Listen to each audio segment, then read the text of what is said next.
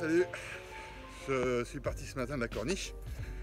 Là, je suis au port de Saint-Gilles-Croix-de-Vie parce que le but aujourd'hui, c'est d'aller courir pieds nus sur la grande plage de Saint-Gilles. Il y a marée basse. Je vais me faire un grand travelling là, de toute cette plage. Ça va être géant. Ce qu'il y a, c'est que je suis parti à 10 h. Je risque de revenir un peu tard, vers midi, et la chaleur sera déjà là. Donc ça, c'est la connerie du jour. Parce que bon, ça va chauffer, ça chauffe déjà, et ça pour le sport de manière générale, c'est quand même très mauvais. Enfin bon, on fait que ce qu'on a, et comme on a ça, bah, on prend ça. Je vous souhaite une bonne journée, et puis je vous dis à tout à l'heure pour le reportage. Petit arrêt au port de Plaisance ce coup-ci, beaucoup moins de pêcheurs, ouais, bah, bien sûr pas du tout. Et puis bah, c'est tranquille, mais vu les jours et les semaines qu'on se prépare, je pense qu'il va y avoir du monde sur la mer, hein, dans pas longtemps. Tous les plaisanciers là qui attendaient le déconfinement pour pouvoir aller naviguer. On a déjà eu pas mal de voiles hier. Bon, attendez, j'arrête de courir. Voilà, c'est quand même géant. Hein. Bon, à tout à l'heure, je reprends ma course.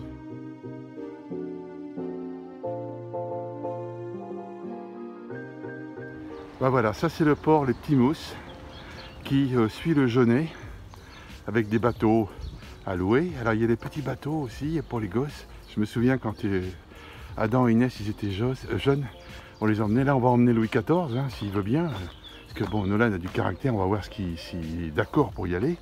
Mais c'est une sacrée expérience. On part sur le Genêt, qui est cette petite rivière qui suit la côte en fait. C'est ce que je vais faire. Là, je vais courir sur le long du Genêt pour rattraper la côte vers Bretignolles et revenir ensuite sur Saint-Gilles par la plage. Voilà, je vous laisse encore un dernier point de vue. C'est magnifique. Hein. Voilà. J'arrive au Mahalo Surf Club où je vais inscrire Inès et Adam pour cet été. Ils viendront prendre des leçons de surf ici. Bah, d'ailleurs, il y en a une en cours là. Voilà, ils sont là prêts à faire le cours. Donc là, c'est là où ils vont passer, je pense, beaucoup de temps. Il y a surfboard et stand-up, paddle, les sup comme on dit maintenant. Bon, et puis alors ils partent et ils franchissent tout la pampa là que vous voyez derrière le mur, parce que de l'autre côté de la pampa là, de la dune, et ben on arrive sur la plage de Saint-Gilles, enfin à l'extrémité de la plage de Saint-Gilles du côté Bretignolles. Toujours cette course le long du Genêt, très agréable. J'ai toujours pas trouvé le passage. Mais bon, je désespère pas trouver le passage. Et puis, vu le mec en face qui revient avec l'objet qui tient, c'est vraiment le passage. C'est le passage pour aller faire du surf, monsieur, là-bas? Ouais. Ok, super. Remarque, je suis con, je lui pose la question, il a un surf dans les mains, donc normal que ça soit là. Hein. Visiblement, c'est vraiment le coin. Croisé plein de personnes avec les planches dans les bras. Ça a l'air vraiment d'être assez superbe, car à l'horizon là-bas, on sait qu'on va découvrir l'océan. On va embrasser 300, non pas 360, qu'est-ce que je dis, 180 degrés d'horizon. Fantastique. Bon ben voilà. J'arrive à cette extrémité. Visiblement, rendez-vous des surfeurs. Ouais, il y a un paquet là-bas. Bon, ben, ça fait 6 km pour moi, donc il est temps de rentrer, ça fera 12. Mais je vais rentrer pieds nus là sur ce sable jusque... Oh putain, c'est loin. Oh putain. Bon, c'est pas grave. Je suis là pour... J'adore ça, donc pas de problème. Et ouais, je vois le phare blanc là-bas tout au bout. Je sais pas si je peux zoomer. Ouais, je peux zoomer. Bah, le phare blanc là-bas, c'est la Corniche où on habite. On est quasiment en face. Donc, il faut d'abord se retaper tout ça. Et là, je vais boire un coup. J'enlève les chaussures et puis j'y vais. Alors attendez, on va regarder de l'autre côté. Voilà, ça c'est ce que j'avais fait la dernière fois dans ma randonnée il y a plusieurs mois là. Bon, c'est loin, hein, putain. Et puis la distanciation sociale, là c'est tout à fait possible. Hein. Il n'y a aucun problème. Aucun problème. Superbe. Superbe. Ça y est, c'est parti pour cette promenade dans l'eau, enfin promenade, ce running dans l'eau, pas facile. Et en tout cas, elle est bonne, elle est super bonne. Moi qui suis frileux, superbe. Je vous montre quand même où je vais là. Enfin, je vous l'ai montré tout à l'heure. Oh, là-bas, là-bas. Et là, c'est l'océan. Avec des surfeurs, je sais pas si vous voyez, c'est loin. Bon allez, je plie la caméra, puis là je me mets à courir. A tout à l'heure. Bon écoutez, alors courir, ça fait que 2 ou 3 km que je cours, je n'en finis pas. Le plat c'est bien, mais c'est long.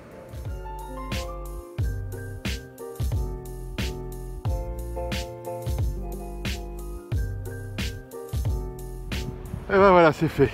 C'est quand l'homme a traversé la rivière qu'il se rend compte de la largeur du gué. C'était une citation dans le dernier des Mohicans.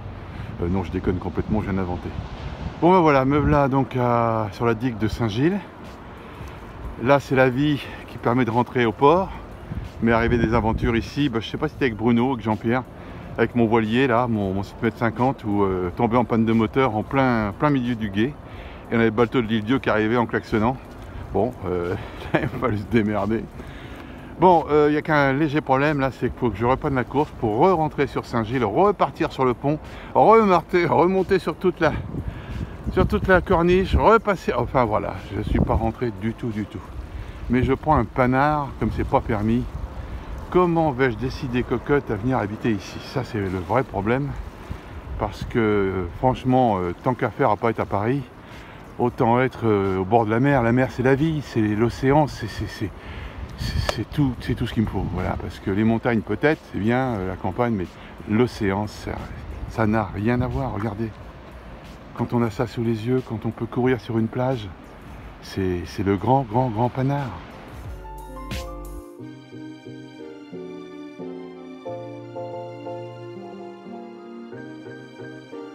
Voilà un rassemblement de gros bedonnants, les mecs canapé bière, transat, et puis le dimanche ils sortent les grosses bécanes. Bon, le mot sport pour eux ça veut dire enterrer dans pas longtemps parce qu'ils en font pas. Mais bon, tant pis, hein, chacun sa vie comme il l'entend. Voilà.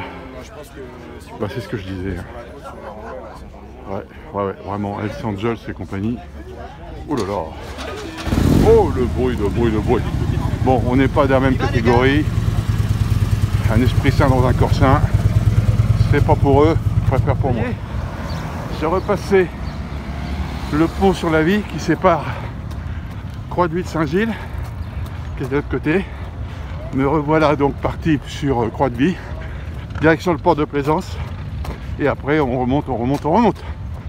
Voilà, allez, on y va. Ce qui nous a manqué à Cocotte et moi pendant le confinement, c'est d'abord la sociabilisation, parce qu'on n'aime pas vivre en ermite, replié sur soi dans sa grotte. Mais le deuxième truc, le plus important, c'est le resto. Et là, Pilours, restaurant gastronomique, va ouvrir très prochainement. Et je vous laisse regarder, ça va être géant. Ça va devenir notre cantine. Parce que là, avec une vue comme ça, qui s'appelle Pilours, parce que juste en face, il y a le rocher Pilours, qui est là-bas. Rocher où on va à pied avec les mômes à marée super basse. Là on peut pas, il y a encore un petit chenal. Bon voilà, donc sincèrement, ça va être géant. Alors voilà, j'arrive au bout. Et là, on va retrouver le petit phare blanc. J'arrête de courir parce que sinon ça tremble de trop. Qu'on avait vu de l'autre côté, quand j'étais du côté Saint-Gilles. Bon là ça sent l'écurie, hein, je suis à 2 pas de la maison. Ça y est les amis, vous voyez la fontaine. Je vais vous dire un truc, le confinement c'était super. Que ça m'a permis de travailler mon endurance, comment on appelle ça, le renforcement musculaire. J'ai quadriceps, fessiers, machin, c'est comme la pub, la Tony Gencil, tout ça c'est en béton. Autrement dit, je peux aborder maintenant la traversée du Vercors et puis le GR20, mais sans problème, parce que là, j'ai fait 15 bornes. J'ai l'impression que je suis à peine échauffé. Hein. Je pourrais partir pour un semi-marathon sans problème. Sans problème. Qu'est-ce que je voulais dire? Ouais, donc, à mon avis, le Vercors, c'est les doigts dans le nez. GR20, on verra. Mais de toute façon, le vrai objectif, je vais vous révéler un secret.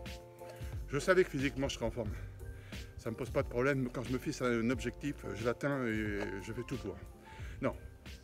Le défi que j'ai, certains le savent, j'ai le vertige. Et en fait, c'est pour vaincre cette difficulté que j'ai voulu faire ça. Parce que quand j'ai vu les vidéos sur YouTube du Vercors et du GR20, normalement je ne survis pas. Mais ce qui m'intéresse, c'est d'essayer de me battre contre ça pour surmonter une difficulté. Donc le vertige, c'est pas gagné, c'est pas dans la poche. Voilà. Bon, oh, il y a quelqu'un qui est là. Elle était seins nus. Elle est seins nus. Attendez, je la vois pas. Ça y est, on la voit. Dis bonjour à la dame, là, enfin à la dame et au monsieur. Coucou. Bah, c'est à tout le monde. Je dis bonjour, voilà.